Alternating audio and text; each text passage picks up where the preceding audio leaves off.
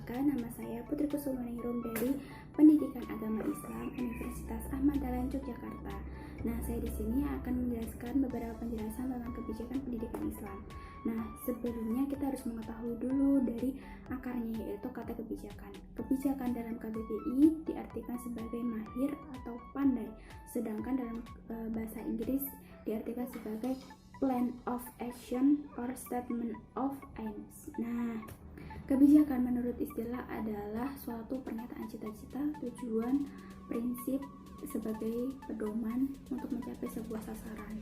Nah, setelah itu kita akan mengetahui tentang pendidikan. Nah, pendidikan itu berasal dari bahasa Inggris yaitu education, yang artinya bimbingan atau pengembangan.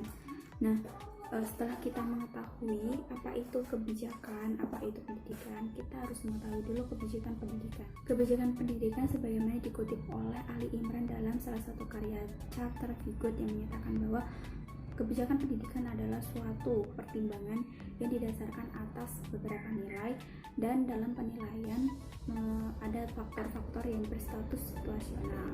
Nah, setelah kita mengetahui apa itu kebijakan, apa itu pendidikan, apa itu kebijakan pendidikan, kita harus mengetahui kebijakan pendidikan Islam. Jadi, kebijakan pendidikan Islam adalah suatu perangkat atau suatu aturan yang mengatur beberapa kerangka dalam sistem pendidikan di dalam dunia pendidikan Islam. Nah, setelah kita tahu apa itu pengertiannya, seperti yang kita tahu dalam Undang-Undang Sistem Pendidikan Nasional Nomor 20 Tahun 2003 Pasal 12 yang menyatakan bahwa setiap peserta didik dalam satuan pendidikan berhak mendapatkan pendidikan agama sesuai dengan agama yang dianutnya dan diajarkan oleh pendidik yang seagama. Nah, dalam Kementerian Negeri Agama tahun 2010-2014 menyatakan bahwa ada 5 kebijakan. Yang pertama ada peningkatan kualitas kehidupan beragama, yang kedua ada peningkatan kualitas kelembagaan pendidikan, yang ketiga ada peningkatan kualitas penyelenggaraan haji, yang keempat ada peningkatan kualitas berkerukunan sesama umat, kemudian yang terakhir ada tata kelola pemerintahan yang bersih dan berwibawa. Nah, kita akan mengetahui tentang urgensi. Nah, apa sih pentingnya kebijakan pendidikan Islam ini ditemukan? Pentingnya yaitu banyak banget teman-teman, tapi di sini saya akan memberikan sedikit saja. Ada 3 poin.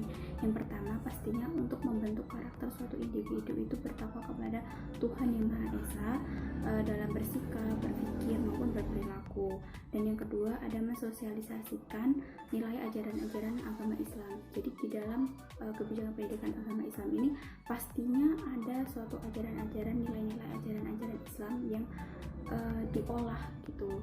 Dan yang ketiga ada mengembangkan intelektualitas muslim yang berkualitas tinggi pastinya. Dan kemudian setelah kita mengetahui urgensi, kita akan lanjut kepada tujuan kebijakan pendidikan Islam ini apa sih? Nah, sebenarnya juga banyak teman-teman, tapi saya di sini akan menjelaskan 3 poin juga.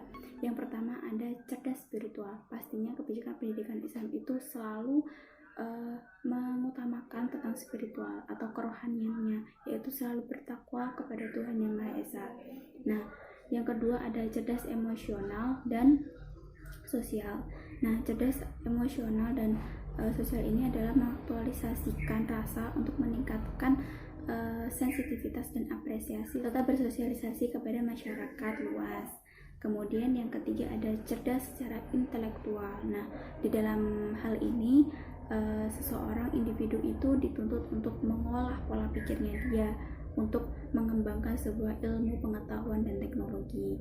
Nah, selanjutnya ketika kita udah mengetahui urgensi tujuan, kita akan lanjut kepada manfaat. Sebenarnya teman-teman, urgensi, tujuan, dan manfaat ini saling berkaitan dan hampir sama. Dalam manfaatnya, yang pertama adalah ketika kita sudah mempelajari, kita sudah memahami kebijakan pendidikan Islam ini, kita akan mengetahui secara global apa itu kebijakan pendidikan Islam, tidak hanya dalam artian sempit tapi dengan artian yang luas.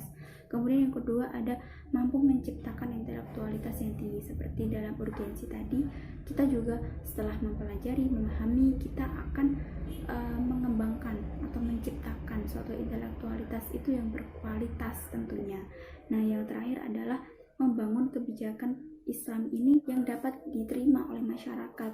Nah, ketika kita membuat kebijakan tetapi tidak diterima oleh masyarakat, pasti tidak ada dukungan. Nah, makanya kebijakan pendidikan Islam itu diharapkan dapat diterima oleh khalayak umum, atau dengan kata lain dengan agama-agama yang lainnya. Nah, setelah itu saya akan menyebutkan tentang ruang lingkup kebijakan pendidikan Islam. Nah, ruang lingkup kebijakan Islam itu ada 6, yaitu yang pertama ada pengumpulan data statistik pendidikan, yang kedua ada pengembangan kurikulum, yang ketiga ada sistem pengujian, kemudian yang keempat ada penelitian pendidikan dan kebudayaan, yang kelima ada teknologi komunikasi pendidikan, dan yang terakhir ada pengembangan analisis kebijakan pendidikan dan kebudayaan.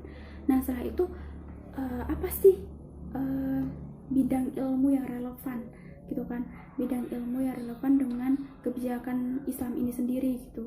Sebenarnya itu banyak teman-teman, kalau kita kaji, kalau kita analisis lebih lanjut, dan pada akarnya juga kan itu kebijakan pendidikan Islam kan berasal dari kebijakan pendidikan itu sendiri, artinya itu adalah kebijakan publik. Nah, jadi di sini ada beberapa bidang ilmu yang relevan.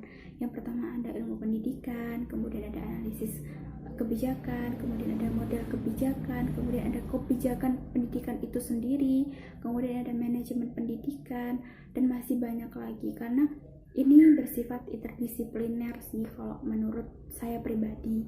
Nah, setelah kita mengetahui dari pengertian, kemudian urgensi, kemudian dari tujuan, dari manfaat, kemudian kita mengetahui ruang lingkupnya, kita mengetahui bidang ilmu yang relevannya. Nah, kesimpulan dari semua ini adalah kebijakan pendidikan Islam itu amat sangat penting dalam mengatur sebuah kerangka sistem pendidikan dalam dunia pendidikan Islam itu sendiri.